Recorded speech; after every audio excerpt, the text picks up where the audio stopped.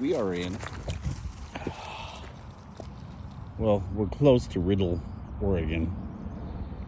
I think it's called Tri-City. We're back over there somewhere. The sawmill doesn't open up until tomorrow. So we are just living our best lives. Merle's chasing balls and I'm fucking throwing them.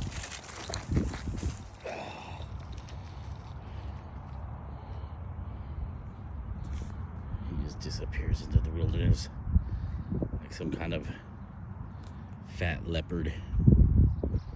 He's a good boy though.